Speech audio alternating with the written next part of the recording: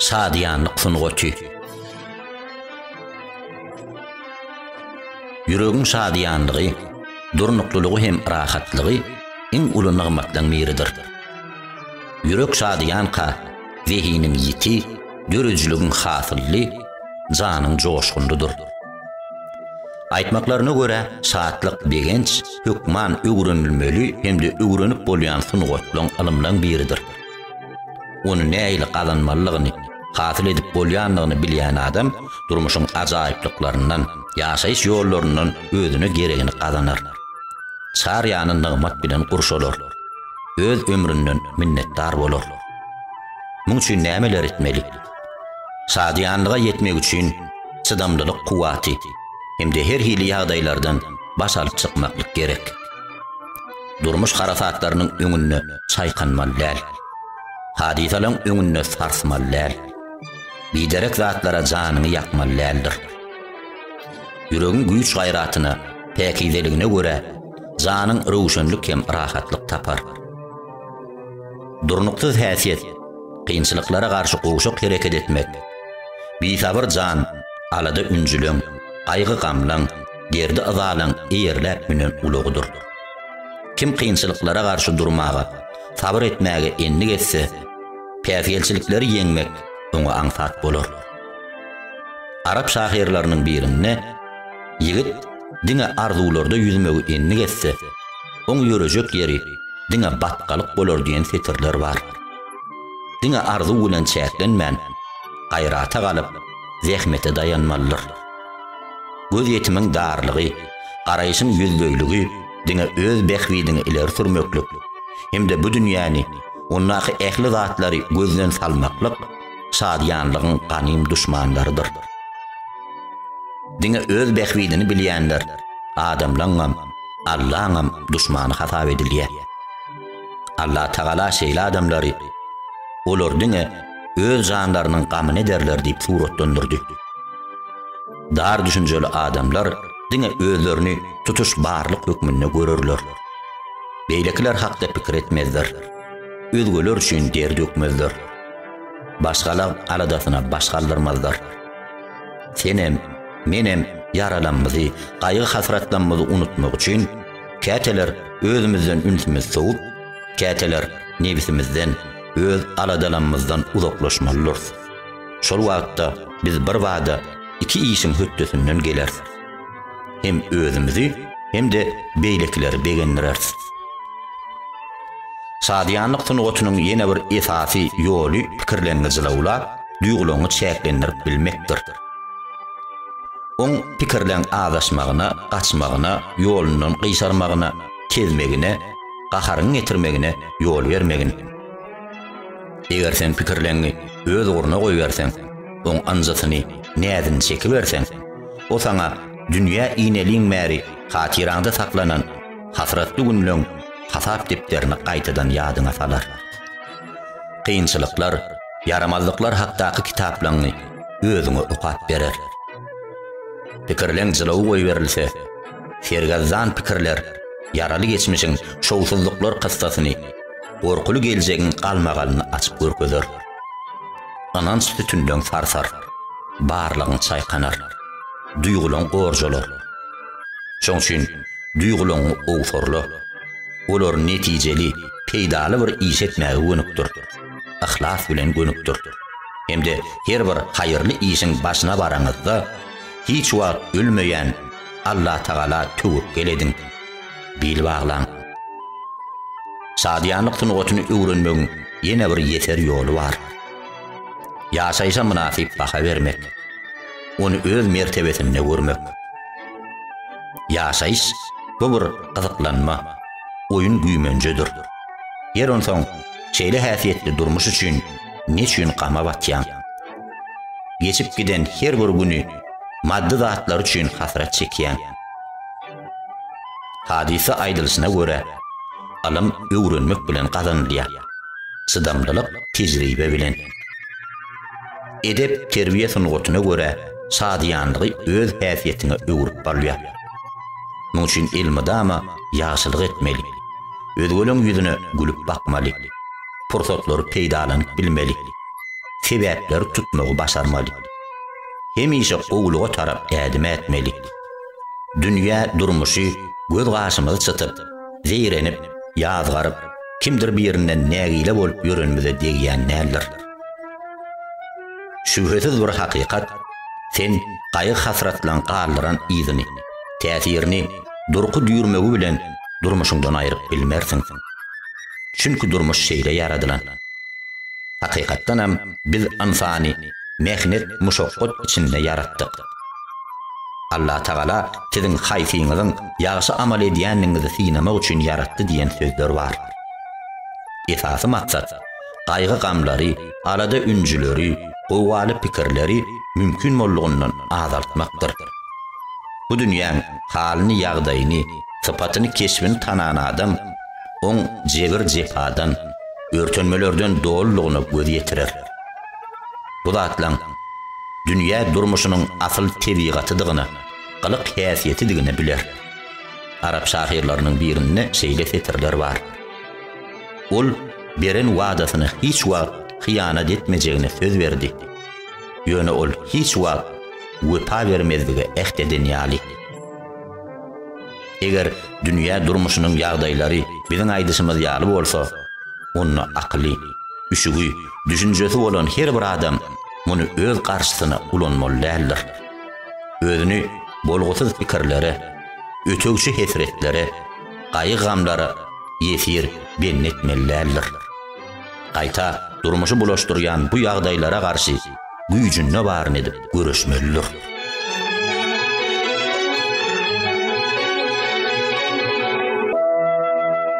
Oýlanma.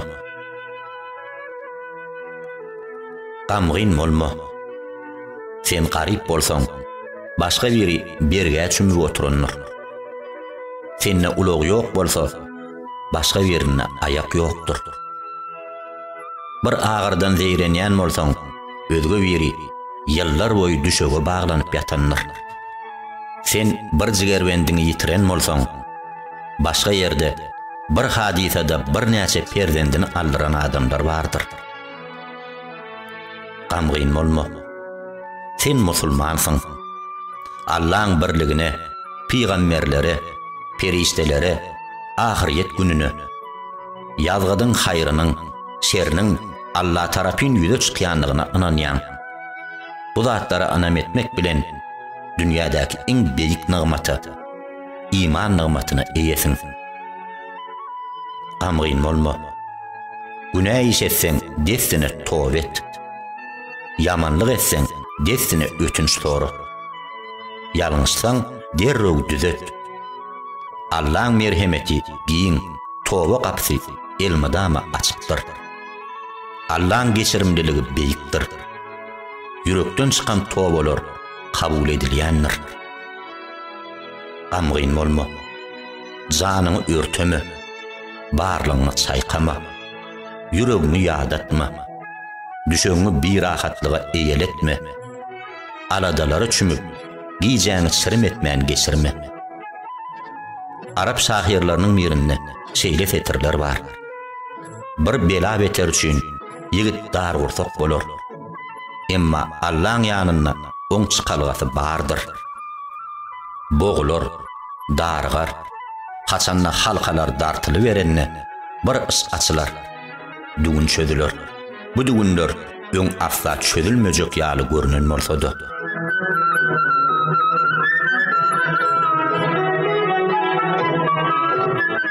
Duýgulary jylawlamak. Joşgunlaň mewjemegi, duýgulaň gozgalaňa düşmegi iki sebäp bilen ýüze çykýar. Saptan aşa bedeninde hemde agyr ýagdaýa ýolgonunda. Hadisaň birinde iki sany akmak, kelasaň we ýakymsyz şirkin sesi çykarmak maňa gadagan edildi. Ýakymly ýagdaýa, nygmata çümülenni hemde bela betere uçuralanny diýilýär. Kur'an-ı Kerim'de de eliňizden giden näse gynanmaň, hemde bagş edilen näse bilen aşa saatlanyp gitmäň diýen söz bar. Bu çoň üçin Peygamberimiziň hadisinde hakyky sabr ilkinji urguda zarbada äşgär bolýar diýilýär. Qaygılı hem saatlıklı pursatlaryny, duýgularyny erk edip bilýän adam ýan mermezlik hem durnukluluk mertebesine münasipdir. Ol bu häsiýetleri bilen gönünçligi hem rahatlyga, bagta hem bol telkilige ýeter. Nebisinden üstün çykyş lezzetin dadar. Allah Taala insany öte şadiyan, goppansy dip suratlandyrdy. Yamanlyga uçurasa gylýanlygyny, hoş güne ýetse asylýanlygyny aýtdy. Diňe namazyny ýygyderli okuyanlar bu noksanlykdan azatdyr. Olar saatlikde we begençde, qaýgyda hem hasratda özlerini ennigan bir sihli durnukla alyp barýarlar. Hoş gününe şükür edýärler, kıyın gününe sabır edýärler. Mewjeýän duýgular, güýçli äheňler insany görlü bestilmedik derejede ýada diýär. Horloya, azar berýär, uykusyny gaçyrýar. Şeýle insanlar gaharlansa çäkden çykýar. Özüni saklap bilmeýär. Gözi gazarýar. Agdyndan ýalyn çabyrýar. Özgöleri haýbat atýar. Jany ýanýar. Ýüregi otlanýar. Adyllyk hem deň agramdylyk çäginden çykýar. Bir zada aşa begense safa lezzetleri çümýär. Bu bagtyar ýöwrany meýmirä özüni unudýar. Adam kärçilik çäginden öte geçýär. Birini halamasa, kerkesse ýazgarýar, aýbyna atarýar. Ähli gowy taraplaryna gözüni ýumýar. Artykmaçlyklaryny ýere gömýär, gizlin saklaýar. Kimdir birini halasa, oňa hormat halatlaryny ýapýar. Onu kämillen hataryna arşa götürýär. Eserlen birine şeýle söz bar. Dostuňy söýseň, çäkden çykman söý. Kim bilipdir, bir gün düşmanyň bolup galaýmasyn. Düşmanyny ýigrenseň, çäkden çykman ýigren. Kim bilipdir, bir gün dostuň bolup geläýmesin. Peygamberimiziň hadisinde, ey Allah'ım, qahar gazapda da, razi hoşallykda da adyllygy, aramlygy bere wördiýär. Duýgularyny jylawla, onu akylynyň ygtyýaryna salyp bilýän, oňa akyly bilen höküm edip bilýän adam, her bir zadyň agramyny ölçär. Her zada bolmolsy ýaly baha kesýän adam hak zady görür. Düz ýoly saýgarar. Hakykaty gazanar. İslam dini ruha ahlak qymmatlyklar, qalyk häsiýetler babatda deň agramdylygy saklamagy ünleýär. Ol sagdyn ýörülgäni, makul görülen kanuny, mukaddes milleti peýda eden dindir. Sizi iň haýyrly kowum etdik. Bizim ýörülgämiz deň agramdylyk esasynda gurlanýar. Ähli zatda adyl bolmak gerek. Kanunna, hükümde, harekette, sözde, amalla, qalyk häsiýetde adyllyk, deň agramdylyk saklanmalydyr.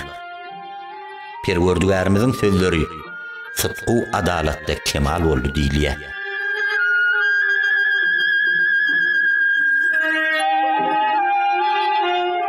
Tuqatlygy durmuşyňdan qow. Bir zeyilli, üýtgöwsiz durmuşda ýaşaýan adam tuqatlyk, içgysmalyk derdine ýol goýar.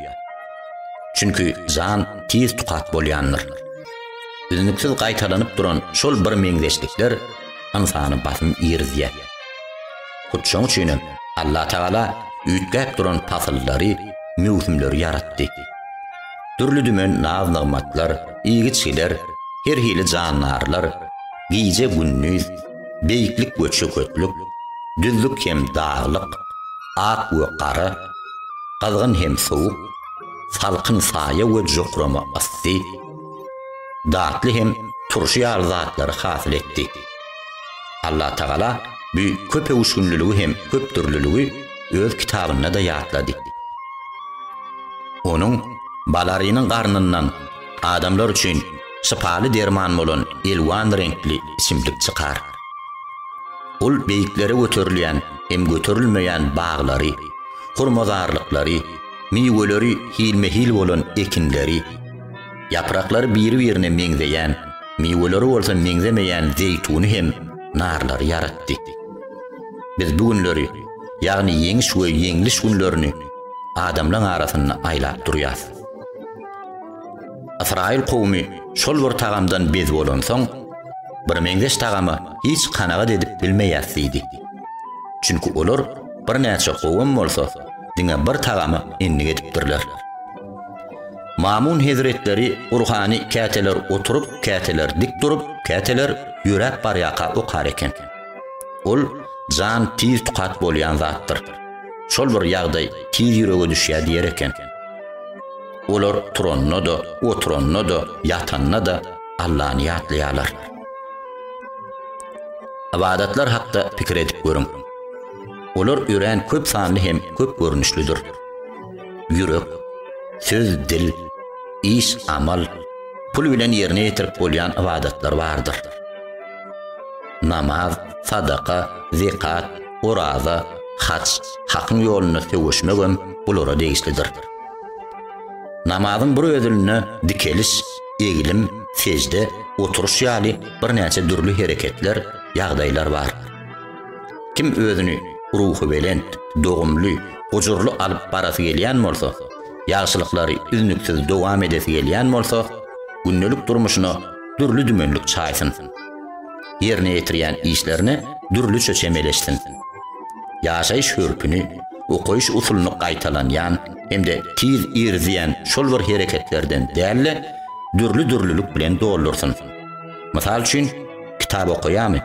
Dürli gurlara degisli. Qur'anyň tefsirleri, meşhur adamlaryň ömür beýanlary, hadisler, hukuk, tarih, edebiýat, jemgyýetçilik medeniýeti ýaly kitaplar saýlasyn. Wagtyny ibadatlar bitirmek, ruhsat berilen zatlardan gönünmek, sowaply amallary artdyrmak, dost soňlaryny ziýapata çağırmak, ýa-da mihmançylyga gitmek, beden terbiýe bilen meşgullanmak, gedelenje etmek, din almak, göwün açmak ýaly ruhsat berilen zatlaryň arasynda paýlaşdyrsyn. Şonno bu wagtky tukat temde melul köňlüniň dogumly, zarbyndan ot sıçrap duran joşgunly ruhy öwürler. Çünki ruh dürli dümenligi hem täzeçilligi öwürýän närsedir. Täze zatlardan joşgun hem hyruj alýanlar.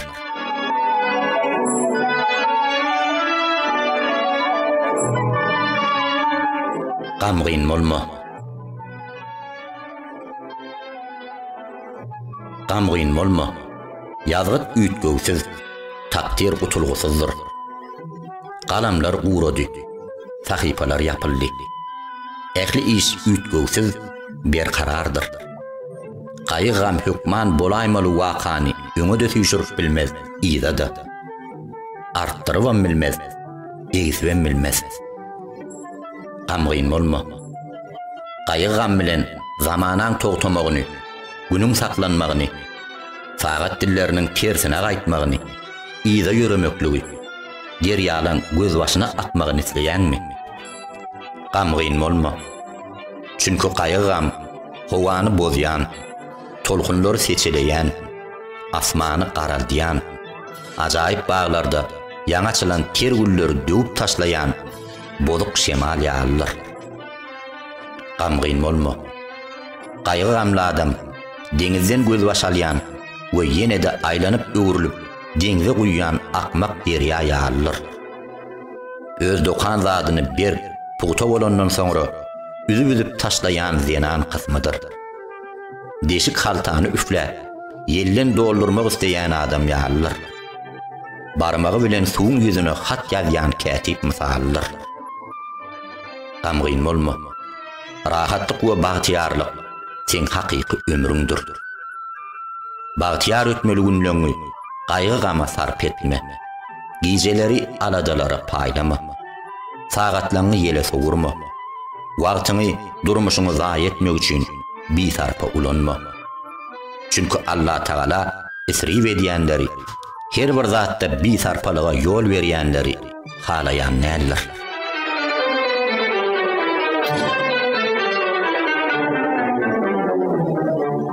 Her bir zat takdire we ýazgyda görädir.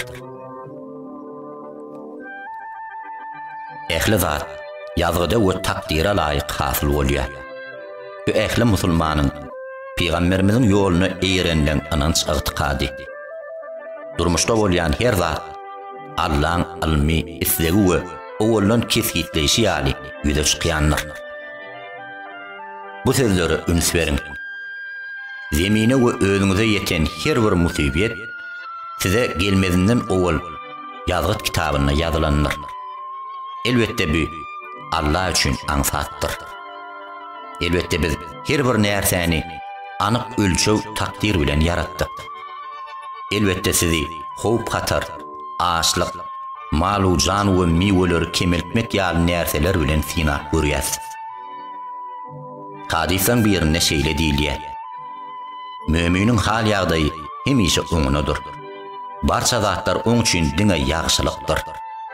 Hoşluğa ýetse, muňa begense we şükür etse, bu oň üçin gowulyk bolar. Kynçylyga uçurasa, muňa sabr etse, bu da oňa peýdalyk. Beýle mümkinçilik diňe möminlerde bardyr. Sorasaň diňe Allahdan sora. Ýardam isteseň diňe Allahdan ýardam isle. Bilgin, eger Allah ýazmadyk bolsa, ähli adam zat jem bolup, sana nähiller bir peýda edip bilmezler. Eger Allah ýazmadyk bolsa, ähli adam zat jem bolup, sana birjigem ziyan edip bilmezler. Diňe Allah'ın ýazany bolar. Galamlar götürüldi, sahabalar uğradı. Alnına gelen her bir zat ýalňyşyp ýa çawuk gelen näler. Ol hut sen nesibeňdir. Nesibeňde ýok bolsa, ýalňyşyp we çawuam duş geleýmez diýilýär. Hadisaň birine, ey Abu Hurayra, sen duçar bolan zatlaryny ýazan kalam uğrady. Onu üýtgedip bolmaz diýilýär. Özüňe peýdaly bolan zatlara höwesek ýapyş. Ilmidama Allah'dan ýardam dile. Ejid galma. Hiç wagt eger şeýden bolsama şeýle bolardy diýmegin. Ähli zat Allah'ın takdiri bilendir. Allah nämäni halasa şolam bolar diýilýär. Allah bennesine nämäni rowa görse, ählisem bennesiniň behwi düşünür. Bir gezek Şeyhülislam İbn Teymiye'den günäniň benim üçin peýdasy barmy diýip sorapdyrlar. Ol elbetde bar. Ýöne bir şert bilen. Muň üçin ökünç we çetleşmek gerek. Eden tersisine ökünmeli. Allah'dan ötünç soramaly. Gaýdyp ol işiň olaýyna barmazdygy ýüregine dümel diýipdir. Allah Taala nämedir bir zady bir wada halamazdygyňyz mümkin. Ýöne ol siz üçin haýyrlydyr. Nämedir bir zady halamaňyz mümkin. Ýöne ol siz üçin ziýanlydyr. Haýsy zadyň haýyrlydygyny ýa ziýanlydygyny diňe Allah bilýär. Siz bilmersiňiz diýdi. Hala ýazgar, hala hoş bol, bu bir takdirdir. Ýöne ýazgyt üýtgöwsiz hasyl bolýandyr.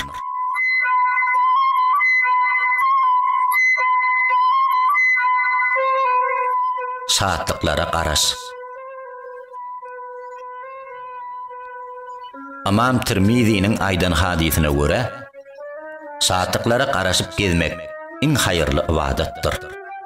Bedenin alada üncülü ve qayğamlı adamlan arzulan daňy agar görünni. Ýagtılıp baryan güne seret. Hem de üstünlük berici bir bardan geljek şowluluga gözdik. Araplan nakly bar. Yüp dartyly berse, ahir üzülýändir. Muň manysy ýagdaýlar çylşyrmlaşy berse, hökman bir saatlyga hem çykalga garaş diýilligi. Kim Allah'dan çekinse we diýennesse, Allah Taala oň üçin her bir zatda çykalga berer. Kim Allah'ın diýennesse, oň günälerini bagyşlar, beýik sogap sylagy berer. Kim Allah'ın diýennesse, oň işini ansat eder, oňa ýeňillik, rowaşlyk berer. Arap şahirlarynyň birine şeýle fetirler bar. Lapkeşlikden soň bir näçe şatlyklara ýetildi. Közençlikden soňra gör näçe begence ýetildi. arşın eyesi hakda ýaşy pikir edýänler, hatda tiken tamallan içindenem iň süýjü miweler ýolar. Agtybarly sahih hadisaň birinde bennem men hakda nähili pikir edýän bolsa, men oňa şoň ýalam gararyn. Men hakda istedigiçe pikir etsin diýilýär. Bu Yaradanyň bize elmydama ýagşylyk edýänligini, diňe ýagşylyk edýänligini pikir etmegimiz üçin öwütdir, ýatlatmadyr. Her bir kynçylygyň ýanynda yeňillik bardyr. Elbetde her bir kynçylygyň ýanynda yeňillik bardyr. Bu sözleri düşünürş veren käbir alimler hiç wagt bir kynçylyk iki yeňillikden üstün gelip bilmez diýdiler. Sabryň ýanynda üstünlük bardyr. Derdiň ýanynda gutuluş. Yine bir şahir şeýle diýýär. Boljak we bolmajak işleň pikirini edip, kä gözler çirim eder, kä bir uğuklar. Başardygyňdan gaýgy alada etmejek bol. Çünkü gaýgy ýüküni götürüp ýörmek dälilikdir. Allah dünkü güni tagaman ötüren bolsa, ertiriň hem aladasyny etmek üçin özü yeterlikdir. Yine bir şeýle diýýär. Garşy gitme takdir aty çapanna. Seriň sap bolsun üncüden ýataňda. Göz ýumy waça salymda Allah ýagdaýlary düýbünden üýtgödüp bilýär. Gamgyn bolma. Gaýgam, tukatlyk hazyna dolu baýlygyň, beýik köşkleň, ýaşyl baý bostanlyklaryň hödürini görmäge mümkinçilik bermez. Gaýta ol derdiň üstüne urna bolar. Kynçylyk bilen ökünç ahmyryny artdyrar, aladan köpeldir. Gamgyn bolma. Ýüreginde hasrat mesken tutan bolsa, gözüň üstüne oňa orun beren bolsaň, el aýaňa ýazan bolsaň, enamyňa ýapynjaň şol bolsa, melhemlik ot çöpler, Lukmanlaň dermany, tebiplen emleri seni bagatly edip bilmez. Gamgyn bolma. Allah'dan dilek doğa edip, oň botagosyna ýüz tutup bilýän, ähli zadyň eýesi bolan Allahyň dergähine özüňi edepli alyp baryp bilýän. Sen ýaryňda ihlasy edilen dilek dogalaň hökman hasyl bolýan pursady. Ýejen soňky 3-den 1 bölegi bar. Alnyňy secde goýup bilýän sagatyň bar. Gamgyn bolma. Allah Taala bu zemini onnaky ähli zady sen üçin yaratdy. Gözel bağ wagtjalary sen üçin ösdürdi. O wagtlarda her türlü salkym miweler yaratdy. Datly miweleri bolan hurmalary ýetişdirdi. Şoňla saçýan ýyldyzlary, çaslakýan derýalary hem buloklary sen üçin akdyrdy. Sen bolsa gaýry çekip ýörsiň. Gamgyn bolma. Yaramly durus uçýan, arasy howadan dem alýan, aýak üstünde sag salamat gezýän, gijelerine asuda rahat uqa batýan.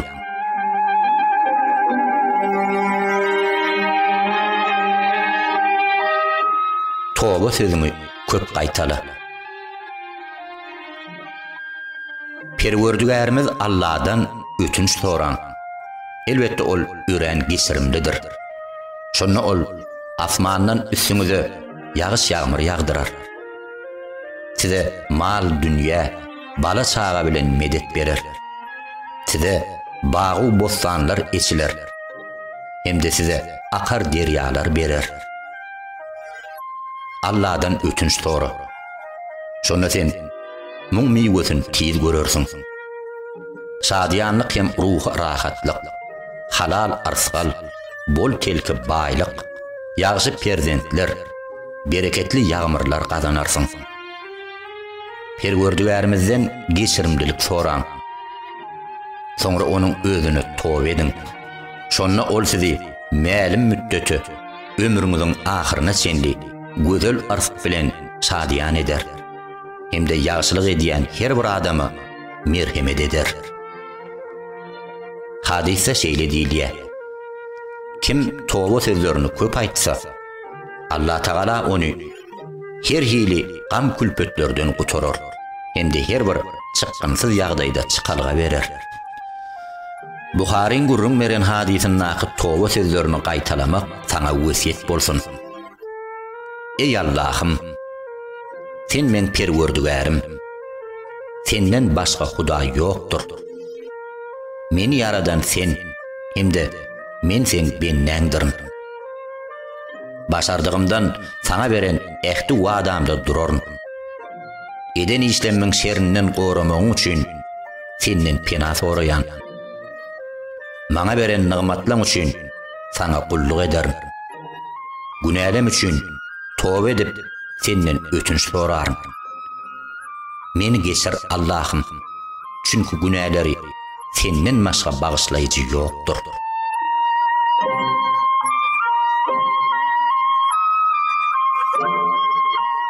Yamanlyk edeni bağışlamagy başar. Özgelerden ar almak isleyen, öşlü, kinek tuğlu adam, muçin näýil baha töleýändir öýdýän.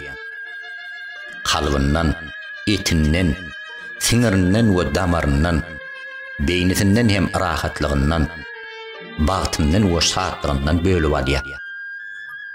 Ar almak istese, olara gaharlansa ýa-da içinde kine saklasa, gurrunsyz ol uly ýitge uçuran adamdyr.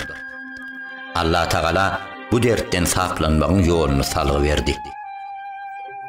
Gaharlaryny ýudýan we adamlaryň hatalaryny bağışlayan kişiler. Birek-birege merhemetli bolup, ýagşylygy ünnäp, bozgoklardan ýüze urýan adamlar. Ýagşylyk bilen yamanlyk barabar bolmaz. Siz her hili yamanlyga iň gözel sözler, ýagşy hereketler bilen jogap gaýtaryň. Şonu siz bilen arasynda yamanlyk bolan kimse öz-özünden ýürekdeş we paly dost bolup galar.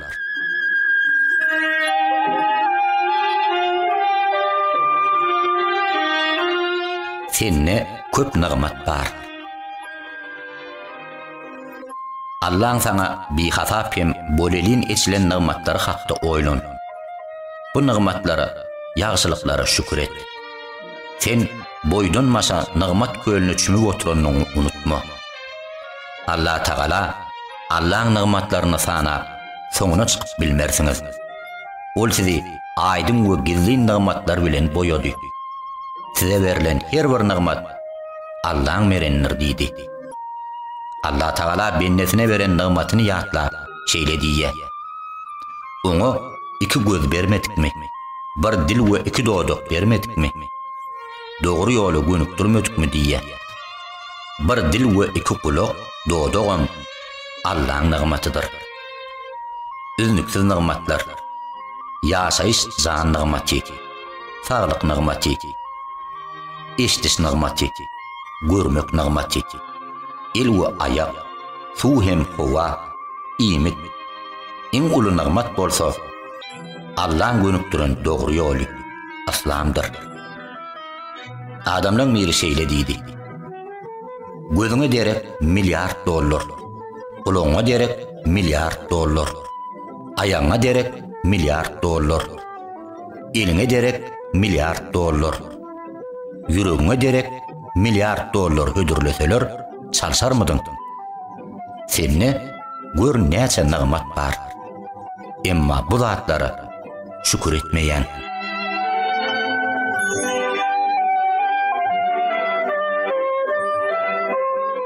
Dünýä hasrat çekeniňe degýän näler?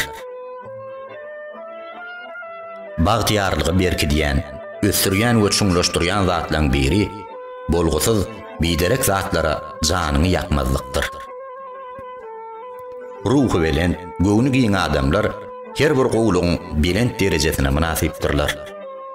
Öten ata-babalarymyz dostlarynyň mirine öwüt beripdir. Diňe ýekeje zada aladet. Allah Taala bilen didarlaşmak aladasy. Ahiret aladasy. Perwerdigarim öňünde duruş aladasy. Ol gün eden işleňiziň ählisi görkezler. Hemde hiç zat ýaşyryn galmaz. Dünýä gamlary ahiret gamyndan pesir. Çünkü dünya gamy, wezipe, altın, kümüş, perzent, baylyk, abray, şöhrat, öý howly, köşkden ibaratdyr. Başga zat däldir. Allah Taala özüniň munapyk düşmanlaryny suratlandyryp şeýledidi. Olar diňe öz gaýgylaryny etdiler. Hem Allah hakda bet gumanyna nahak pikirde boldular. Olaň gaýgysy nämedir öýdýän? Garynlary, haý-höwesleri, şehwetleri, olarda ýekece de beýik maksat ýokdur. Peygamber aleyhissalam daragtyň saýasyna kasam edenne munapyklaryň biri gyzyl düýesini gözläp bu ýerden uzaklaşypdyr. Ol gyzyl düýämi tapmak siziň ähdiňizden has haýyrly diýipdir. Şo pursatda wahy inipdir.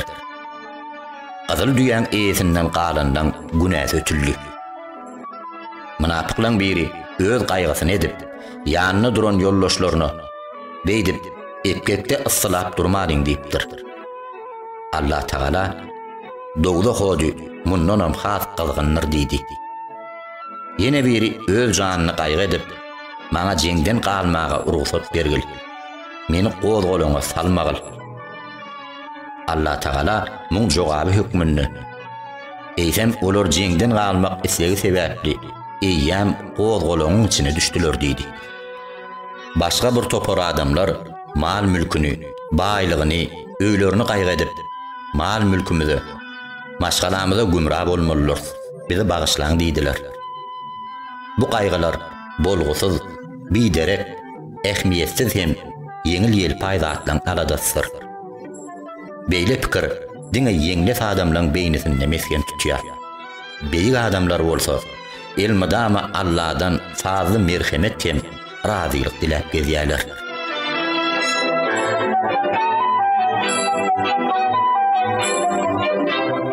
Gamgyn bolma, ünjüler terk et. Aşa rahatlygy üçinmek mümin üçin gapyllykdyr.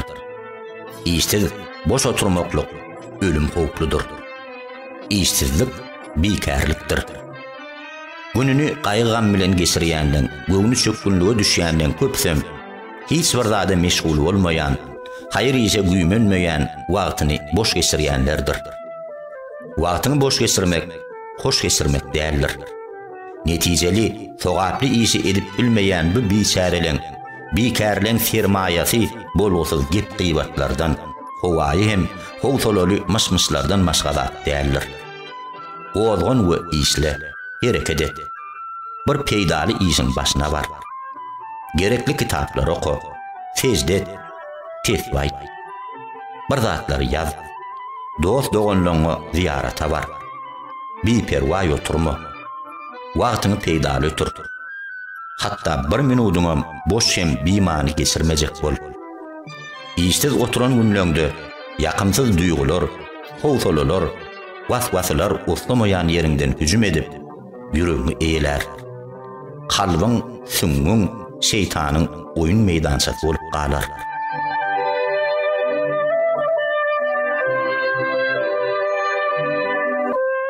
Sogabyny Yaradandan umyd et. Kimdir birine eden ýagşylygyň üçin ondan minnetdarlyk tamakin bolma. Hudaýyň hak üçin halis ýürekden ýagşylyk et. Hemde oň berjek sogabyna bil bagly. Edilen ýagşylygyň gadaryny bilmeýän adamlara sataşsaň, muň üçin janyny ýakyp, gyýylyp, gynanyp gezmegin. Olar bir sahabatly eliň özlerine edilen fiýlagyň gadaryny bilmezler. Emma Allah oň sogabyny bihasap etçiler. Allah Taala özüne ýakyn adamlary şeýle suratlandyrar. Olar Allah'dan fazla merhemet hem razylyk dilep gezerler. Muň üçin sizden hak eşdek soramayas. Biz sizi diňe Allah'ın hak üçin naharlayas. Muň üçin sizden sowgat fiýlag hem minnetdarlyk tama etmeýäs. Şahirlaryň birine şeýle fetirler bar. Haýır iş edýän adam her wagt gadyr biljeklerden boş bolmaz. Allah'ın hem adamlaryň arasynda bu da dowam eder. Minnetdarlyk ýa-da sowgat fiýlar tamasy bilen dälle, halis Allah'ın hak üçin elimizden gelen ýagşylygy edin. Her bir haýryň sowabyny berýänem, nygmat eçilýänem, fiýlaýanam, fiýlaglaýanam Allah'dır. Etmişlere göre temmini berýänem, her bir zady hasaplaýanam Allah'dır. Eden amallaňyzdan hoşal bolýanam, gaharlanýanam Allah'dır. Ol pek we beýikdir. Uzak ýerdäki sewişleň birimne bir näçe adam şehit bolupdyr. Hazreti Ömer olan kimdigini soranyna adamlar kibitini gazyp, olan köpsini tanamaýanlyklaryny aýdypdyrlar. Göz ýaşy ýangagyna sýyrgan Hazreti Ömer olary hiç kim bilmese-de Allah bilýändir diýipdir. Ýagşy adalaň biri gözü batyl adamy bahasy gymmat buğaymak bilen hezzetläpdir. Bu bir batyl adam ahyry. Näme hödür edenini bilip durmy. Ýöne koýrak zat berseňem bolar diýip maşgalat dillenipdir. Kim bilmese-de Allah bilýändir diýip ol adam jogap beripdir. Allah Taala seňeden her bir ýagşylygyny, sowaply amalyny, sahabatyny, kömek ýardamyny görüp, bilip, eşdip dur. Yer mundan soň özlerine edilen ýagşylygy adamlaň bilmegi sen üçin hükmanam däldir.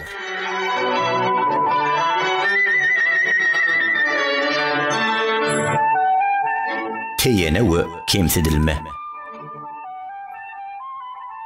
Olar size azar vermekden başga hiç hile ziyan edip bilmezler.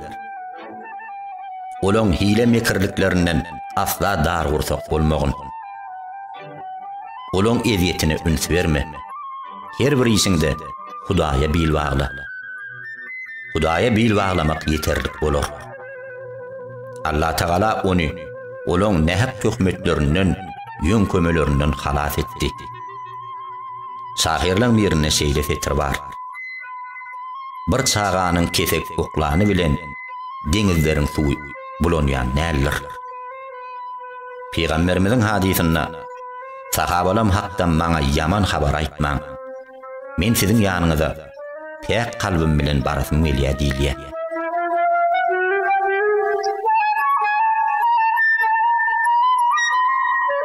Eli ukolukdan zeyrenmän. Munna da salamatlyk bardyr.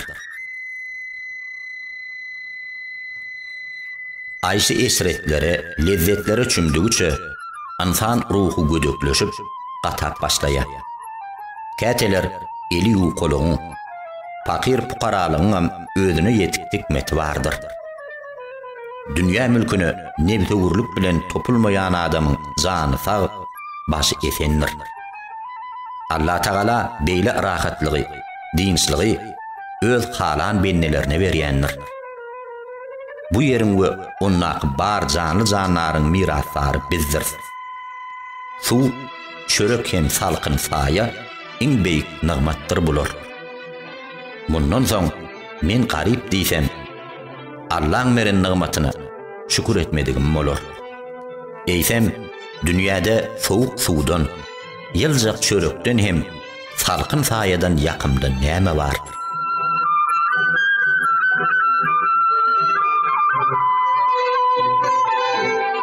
Ýakymsyz waka bolar öýdüp, howsala düşmän.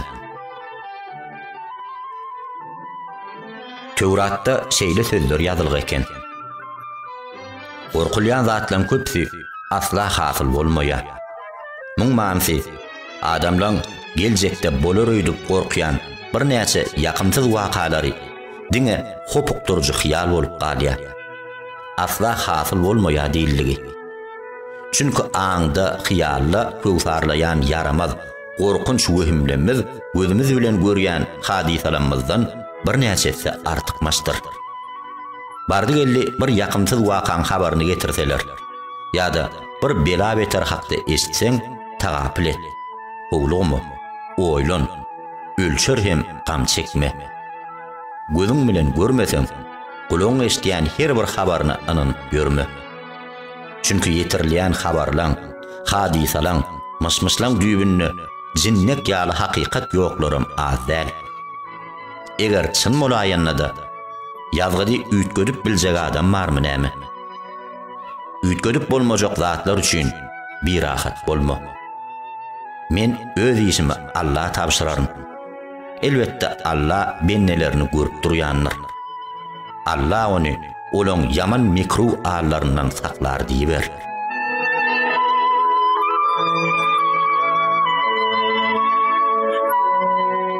Görüplüň we nadanyň tanqidi. Olan görüplügini tanqidine sabr etsen, sowap kazanarsyň. Galy bersede, olan tanqidi sen qymmatyny artdyrar. Bolgusyz boş adamlara görüplük edilmeýe. Bir akıllar şeýle diýipdir. Beýik adamlaryň her ýerde görüýü bardyr. Diňe näkesden görüýü ýokdur. Yine birine şeýle sözler bar. Adamlar onnaky ukyp zehine berilen nygmata görüplük ederler.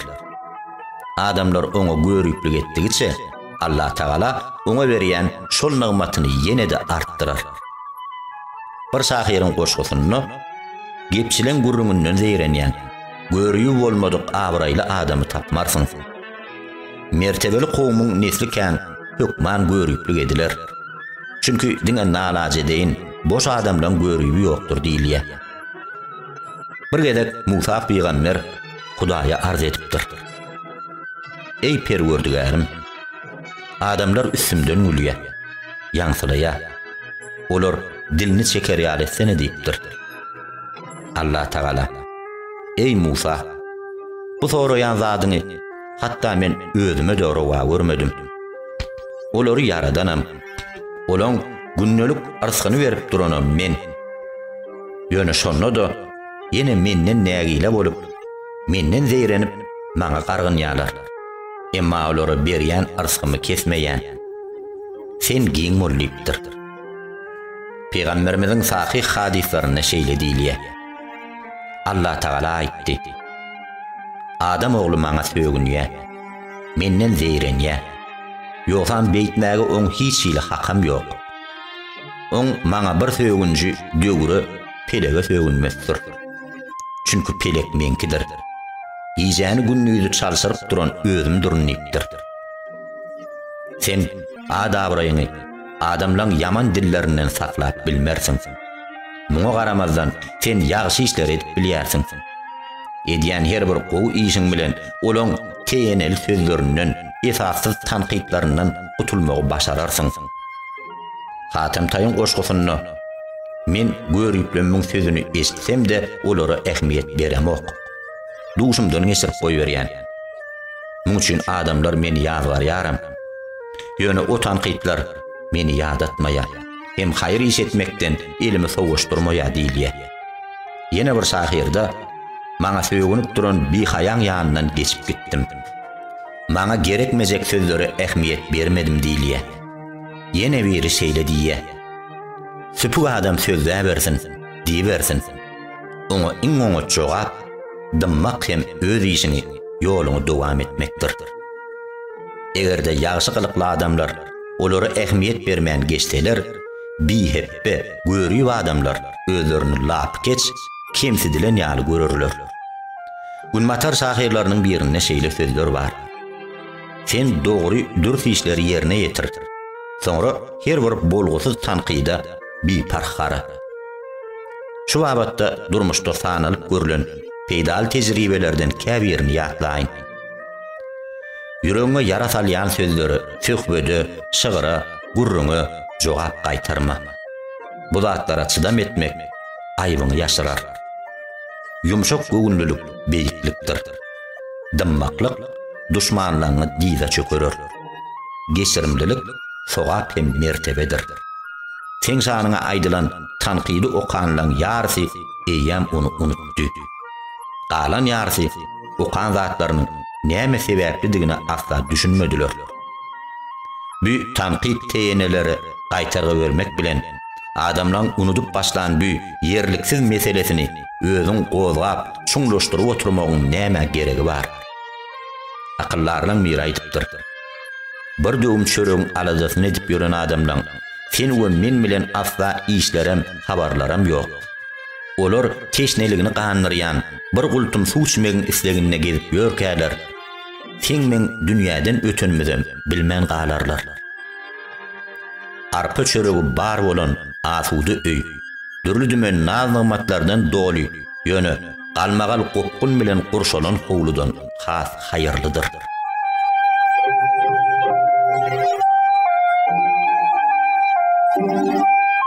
Gamgyn bolma.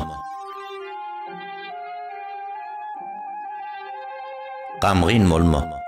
Kesel aýrylar. Hassa sököl sagalar. Günäler ötülür. Bergi borçlar ödülür. Benni ýetirler azatlyga çykar. Gaýyp adam gaýdyp geler. Günäkär tobasyna dayanar. Garyp gurplanır, özün tutar. Gamgyn bolma. Eýsem sen gary we galyň bulutlaryň dagaýşyny, tüm garaňky giýjäň sýrylşyny, çapgynly ýeliň köşeşşini, gaý tupanyň kiparlaýşyny görmediňmi? Diýmek, agyr günlüň arkasynda hoşluk, gönünçlük hem bagtyar durmuş bardyr. Gamgyn bolma. Salkyn saýa günüň ýanryp barýan çoğun öçürýändir. Dursu gün örtanyň teşneligini sowudýandyr. Ýyljak çörek açlyk ejerini aýyrýandyr. Yatylmadyk giýjeleň ahyryna süýji uykular bardyr. Saglygyň sapasy agyryň azasyny unutdurar. Saňa diňe bir azasyk sabyr, çydam etmek hem bir pursatçyk garaşmak gerek. Gamgyn bolma. Otulgusyz takdiryň, hökman bolaýmaly hadisalaryň öňünde tebipler akyly hayran, alimler ejiz, hekimler biçaredir. Hile çäreler täsir ederden asgyndyr.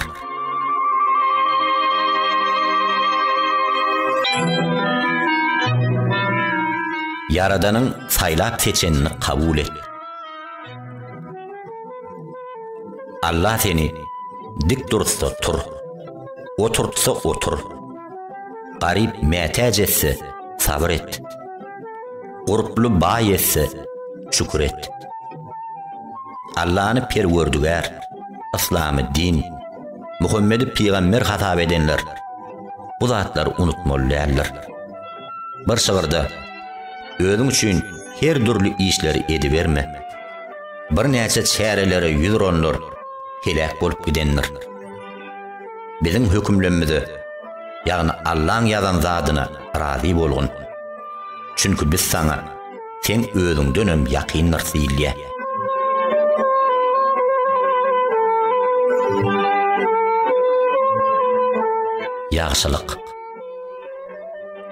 Ýagşylyk bagty eltýän iň asudy hem giň ýoluň biridir. Ak ýürekden edilen ýagşylyklar, haýr-ihsanlar adamy beýik mertebelere gowuşdurýar. Asrail kowmundan bolan bir zenan teşnelikden enkagan ite öz köwşü bilen suw içirenlik üçin günäsinden saklanyp cennet nesibesini kazanypdyr. Acı doýurýan, teşnäni gandyrýan, kynçylyga uçuranlara kömek edýän, agyr ýagdaýa düşenleň derdini egisýän adamlar şeýle bagta münasipdir. Artykmaç azygy bar adam owkady bolmadyklaryň halyndan habar alsyn. Artykmaç ulugy bar adam ulugy bolmadyklary kömek etsin diýilip Peygamberimiziň hadisinde ünnelýär. Elinden gelýän ýagşylygy ak göwünlülük bilen etmekligiň sogaby has beýikdir. Haýyr sahabat ýürekden edilýän ýagşylyklar hakda Hatem Taýyn goşgularyna ajaýyp fetirler bar. Ol hyzmatkar gyýda ýüzlenip, odu uludan ýak, iýje sowukdur. Eger sen yakan oduňy görüp, öýümde bir mihman gelse, men seni azad ederim diýse, öý bikesine ýüzlenip, azyk owkat taýýarlasaň, ony ýer ýaly ýollaşam tapgyn. Men hiç wagt nahary ýekijek dällerin diýe. Ol ýene bir ýerde baýlyk gider geler, artar azalar, hayra sarp edilen baýlykdan hoş töhbetler hem ýagşy ýatlamalar galar. Yoksam can kekirdege gelip, nefes daralanna, baylığın berip bilyen peydası yoktur deyip yazıya. Abdullah ibn Mübarek'in bir jöhüt qoňşusy bolupdyr. Ol çağalarından öňürti yankı jöhüde naharda adırar eken. Çağalarından öňürti onu geyindirer eken. Bunun birine bu yerden qowul edilmek isteýänden biri jöhüdün ýanyna gelip jaýyny satmagy teklip edipdir. Jöhüd öýüm, qowlum 2000 dinara durýar. 1000 dinar on haqiqi qymmaty. 1000 dinar bolsa, owu onşymyň barlygy üçin diýipdir. Müşteri bu sözleri ör gökden gelipdir. Bize jaýyň bahasynyň üstüne goňşy hakynyň urulýanlygyny heniz eşdemzok diýipdir. Emma jöhüd pikirinden dänmejegini ýaňytypdyr. Bu sözleri eşden Abdullah ibn Mübarek jöhüd goňşusyna ýaxşy dilegler etdir. Onu öňküsünden hem has gowy etipdir. Şoňa kybap rowayetleň birini şeýle diýilýär. Abdullah ibn Mübarek bir kerwene daklaşyp hajy gurapdyr. Ýolda ol zirzibiliň arasyndan ölü qargany alyp duran zenana gözü kaklaşypdyr. Barıp oň halyndan habar alypdyr. Haç niýeti bilen ýola çykanam bolsa, ýanynda bolan ähli zadyny oňa beripdir. Özü bolsa izine dolanypdyr. Öňe gelenne ol düş görüpdir. Düşünde oňa Haçyň Mübarek ihlasyn ýerine düşen günäň ötülen diýipdirler. Garyban bolsalar özlerini dözüp özgölere ýardam edýän adamlar Allah Taalaň dergähinde huzurly bennelerdir.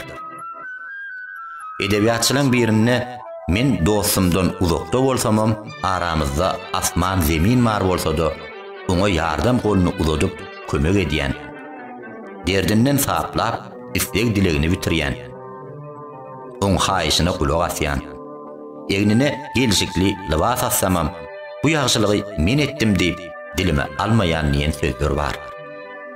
Ine iň beýik häsiýet şu. Ýagşylyk etmeli. Ýöne diliň almaly. Izinna minnetli sözü bolan sadaqan, ýagşylygyň, haýır ihsanyň, ähli sogabynyň şol minnet zerarlyk köýýänligini bilýänsiňiz. Käbir pes adamlar bar. Bir ýagşylyk etse, ömür boýy dillerini alyp ýörürler. Taňry söýmedik benneler şu hili bolýar. Beýikler bolsa, ýagşylyk ederler. Sogabyny hatdan islerler. Ýöne hergiz minnet etmezler. Bular Allah'ın yalqan hem de en gowy häsiýetleri bagyş eden insanlardyr. Asylly adamlaryň hiç biri eden ýagşylygyna ökünmez, hatda artykmaç ýagşylyk edenen bolsa. Emma bir hata iş üçin ökünürler, hatda ol ören adam bolsa. Şoň üçinem şahirlaryň birine üstünden ay günler ötse-de ýagşylyk üýtgewsiz galýanlar. Yamanlyk bolsa, iň bir pis is kokly nijasatdanam yaramazdır diýilýär. Gamgyn bolma. Allah Taala seni goraýar. Gaýta her kimiň eden hile mekirligini gözgöni özüne serpikdirýär. Şamu seher perişteler ýagşy adamlaryň günäleriniň ötülmegini, ýazyklarynyň geçilmegini Yaradandan dilýär. Her bir namazda, oradada, dost olanlaryň sen hakda ýagşy dilegler edýär. Peygamberimiziň şefaati bar. Kur'an-ı Kerim sana iň ajaýyp zatlary wada berýär. Bulan ählisinden beýikde bolsa, Allah Taalaň sana bolan çäksiz mehr muhabbeti bar.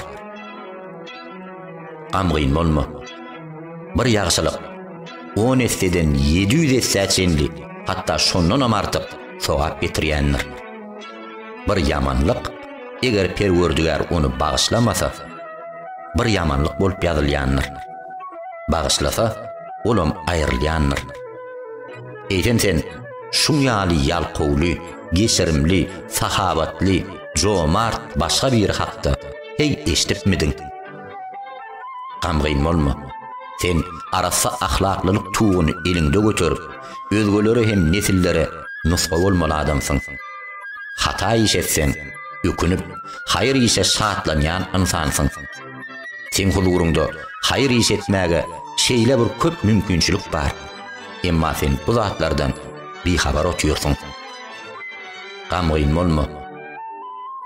Gaýgyly ya sadiyan, garip ya bay, agyr ya yeňil günüňde elmedama nähiller bir haýryň arasyndasyň. Müminiň hal ýagdaýy hemişe oňunadyr. Hoş güne ýetse, şükür etse, bu oň üçin haýyrlydyr. Kıyın güne düştü, sabır etse, bu da oň üçin haýyrlydyr diýen sözler bar. Ýeňsiň üstünlüğün we bagtyarlygyň ýene bir ýoly ýakymsyz wakalara çydam, kynçylyklara sabır etmekdir. Kur'an-ı Kerimde de başına düşen zatlara sabır çydam etmeklik. Sabırly gullaň arkasynda Allah'ın yardım inayetynyň mardygy, her bir işe sabırly, anamly, erzel yapışmaklyk ünnelýändigi, her sabryň ölçegine göre filagyň boljaklygyny ýatalýar. Hazreti Ömer sabır etmek bilen sapaly durmuşa gowuşdyk diýipdir. Ata-babalarymyz öňlerine bir kynçylyk keserse ýa-da ýakymsyz bir waka ýüz berse, üç zady ýerine ýetiripdirler. Sabırlylyk, ýagsy dilek doga hem şahatlyklara gutulşa bolan umyt. Bulan üçütem iň pazylatly ibadatlaryň katarynda durýar. Sabırlylyk, çydamlylyk, düzümlülük ähli halatda gerek. Hatta birinden öz adyna aýdylan ýakymsyz, ýöne ýerliksiz gep gurrunlary edilen sabryň sogaby beýikdir. Bu abatda Taňry bennesi öz eýesinden nusgalsyn. Her ýerde Allah'ın şanyna aýdylýan, ýönkölýän zatlar ýok däl. Emma Allah Taala da şo sözleri belli bir müddete çenli sabır edip edýär diýilýär. Ýa-da Musa peýgamberiň özüne aýdylan ýaňsylamalara sabır çydam edişini ýadyňyza salyň. Iň bolmanyna sabırly bolmagy ýüregiňize dugsaňyz, Allah Taala size sabır eder ýaly gaýrat berer diýilýär. Şahirlaň birine şeýle fetirler bar. Abray, şan şöhrat üçin menem il hataryna ihlas etdim. Her kim ihlas atyna minni, bilni ber guşady. Emma köpsi basym bu kynçylyklardan ýadady. Basyldy, asgyn geldi. Emma soňuna çenli sabır edenler baryp üstünlügiň boynundan guşdy. Sen üstünlügi yeňil ýudup bolýan ýygyda durýtmy. Sabryň azylygyny sormadyklar o mertebe ýetip bilmezler.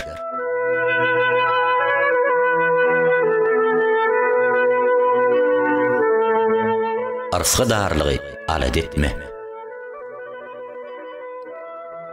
Her kimin günnelik we geljek arsgyny ýetirip duran Allah Taaladyr. Benneleriniň ähli arsgyny berýänem boldur. Hatta asmanlarda da siziň arsgyňyz we size wada edilen zatlar bardyr diýilip Kur'an aýdylýar.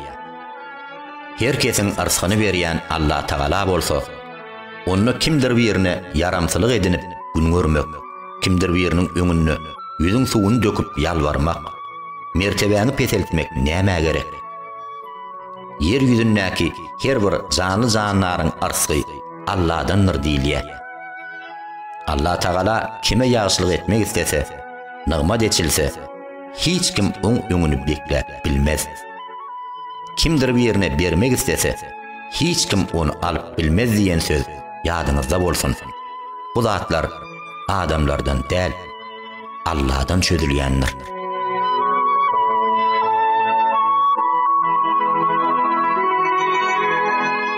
Derdi belany ýeňlediýän sebäpler. Başa düşen kynçylygy, bela beteri, derdi elemi mümkin gadar ýeňip geçmegiň bir näçe ýollary bar. Birinji, her bir sogaby, filagy Allah'dan umyd etmek. Herkes öz eden sabryna görä bihatap mukdarda filanar diýen sözler Kur'an'a gelýär. Ikinji, töweregimde dost ýarlarynyň gününe aglaýan adamlar görmedik bolsam, menem bu derdimden basylyp has ejizlerdim diýen şahira üns ber. Töweregiňe göz aýla. Tağda sollu Tanrı'yın haysam bolsa bir sinagyna uçuramadyk kim bar? Adamlardyň kötençlik bilenler, baýlyk hem hoşluk bilenem final yandyr. 3. Oýlanyp görseň, mundan amagar kötençlikler ýadyňa düşer. Beterinden saklasın. 4. Bu kötençlikler ötügüçi dünýäde galýandyr. Diniňe, imanyňa noksan diýen däldir. 5. Agar günleri sabır çydam edip, derdi belan çekmek, kä halatda hoşluk bilen fin almakdan beýikdir. 6. Gutulgusuz takdiri dip etmek üçin hiç ýyly çäre ýok. Muny diňe kysmata gaýyrlyk, ýalgyda tabynlyk bilen ýeňip geçmeli. Kä halatda erwetligi gowluga öwürmegiň çäresi ýalgydy öz uğruna goýup, muň üçin hiç bir çäre gözlemezlikdir diýen fetirler bar. 7. Alnymyza gelen zadyň biz üçin haýyrlydygy ýa-da dälligi diňe Allah mälim. Nämedir bir zady, bir wada halamazdyňyz mümkin, ýöne ol siz üçin haýyrlydyr.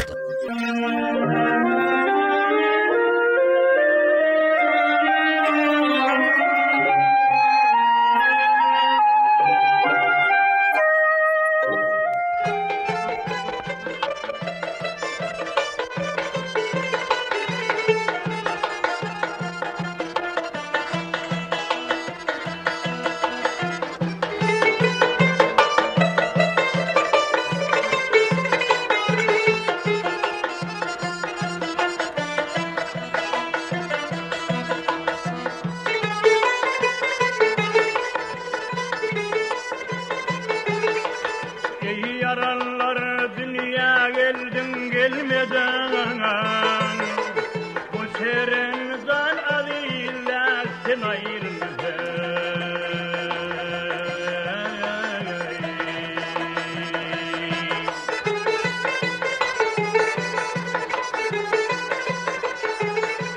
Yalanlısı da 5 gün geldin gelmeden, vakt yetişte kâte kuştun ayrıldın.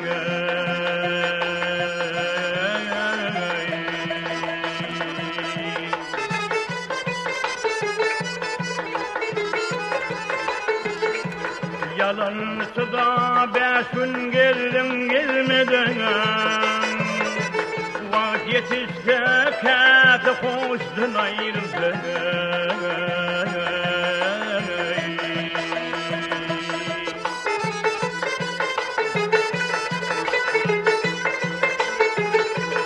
Yerüyle atman farkı adamdan, kimin tözüyle her balım damar kimdin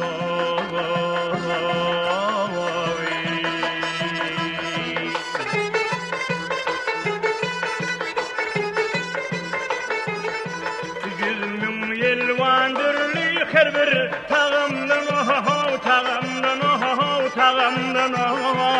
Tağımdan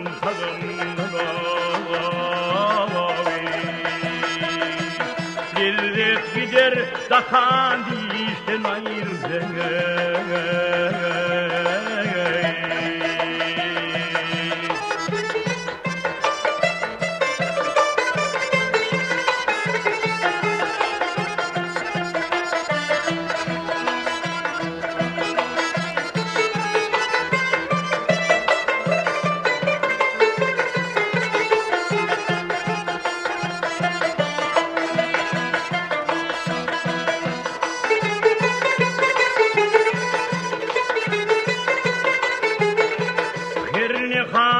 Tanıdılar hakdan,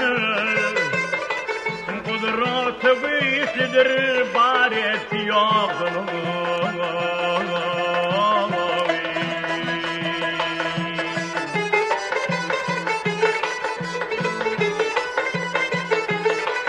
Koçiyet kim vurner koldan karnakdan,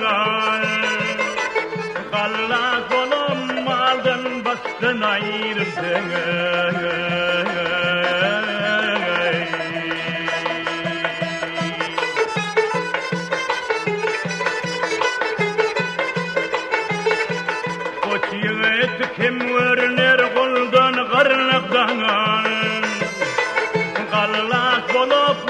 Bağlan baştan ayrılacak.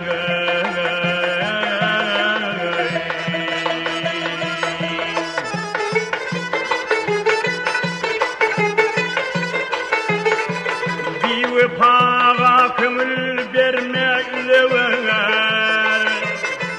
Hayır kazanır bu ne işleri yazılır.